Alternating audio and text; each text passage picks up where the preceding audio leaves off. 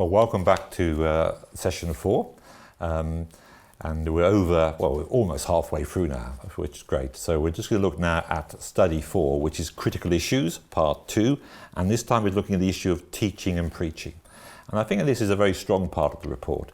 And in a sense, it's less contentious than the critical issue looking at the legitimacy of evangelism. Really, this is trying to develop sensitivity and wisdom for those of us who are preaching, teaching, sharing liturgical prayers. And really, the report is trying to develop sensitivity with how we refer implicitly or explicitly to Jewish people and to Judaism.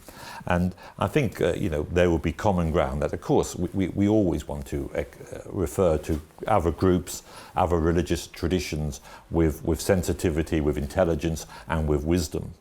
And the report begins by engaging with the Old Testament texts. And I think the report would say, and would be shared by CMJ, that often we fear there's a lack of engagement.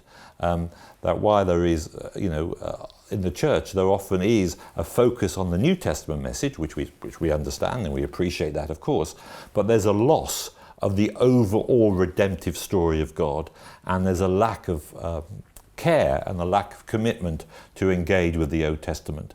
So I think the report begins to explore that. The Anglican report does that, I think, in a very positive way. There's also a focus on some of the difficult texts which perhaps can cause tension in the way in which those texts are taught and commented upon. So there's some good work in this section in the original report on handling difficult texts.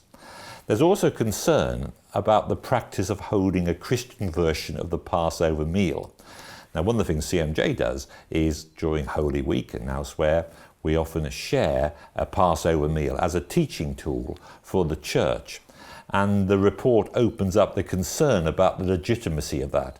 Is that somehow inappropriate? Are you trying to take something which belongs to somebody else and use it for your own purposes?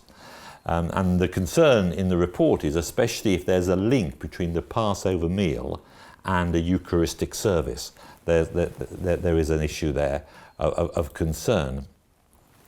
I think we obviously, in doing the Passover meal, we see this as an educational tool. It's also a time of fellowship, and it can be a time of worship. It can also be evangelistic. But I think I would agree that it's best not to make it sacramental. But we're not trying to use something which doesn't belong to us. We believe that the Passover meal is the foundation for the Eucharist, the Holy Communion, and we're using a messianic Jewish liturgy in the times we share a Passover meal.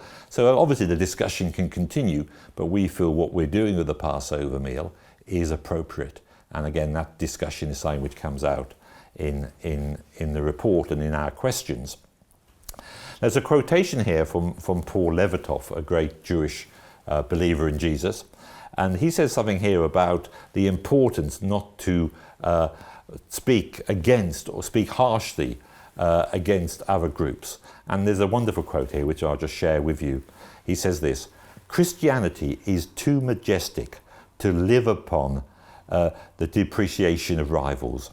He goes on to say this: "The difference between Hasidic and Christian concepts of love is not a difference of degree, but a quality. A difference between expectation and realization." And he quotes then from John 1, "And the Word became flesh and dwelt among us." So Paul Levitov, and I think all of us involved in this area, would never want to talk down and disrespect another group or another religious tradition, because Christianity is not based on that. We don't have to talk anybody down. We simply have to lift Jesus high. So there's a lot in this particular section about how we teach and how we preach with sensitivity. And I think the challenge for us is to engage faithfully with the whole of Scripture. And there's a lot there in the Anglican report which will help us to do that. Again, a number of books which, again, are listed in our paper on this. A book by John Atkinson. John Atkinson actually works for CMJ in South Africa. He does this wonderful book called Indelible Connections, and he looks particularly at the Jewish roots both in the New Testament and the Old Testament, which shapes the Christian gospel. Peter Salmons writes a book here about the Jewish festivals. It's called The Messiah's Pattern, and how the different festivals connects to the understanding of the gospel. And again, I think if people are trying to deal with the Jewish festivals, the great biblical festivals of Passover and Pentecost and Tabernacles, this particular book is good. How you use the Old Testament, particularly some of the key prophetic passages. Mitch Glazer's book on Isaiah 53 I think is really helpful, and one which CMJ will recommend. And a wider book on biblical hermeneutics, which is great for preachers and teachers, particularly as you handle some of the difficult texts. And some of the difficult texts within the Old Testament is a book by John Goldingay called Models for Scripture. So this looks at the critical issue of how we engage with preaching and teaching in a way which is sensitive in Jewish-Christian relations. And I think in many ways this is the strongest chapter in the book, because in a sense there is common ground. There's nothing here which is particularly contentious, but it does help us to explore perhaps unintended bias and sometimes a lack of confidence in dealing with the Old Testament texts. So that's session 4 of the report. Thank you for listening.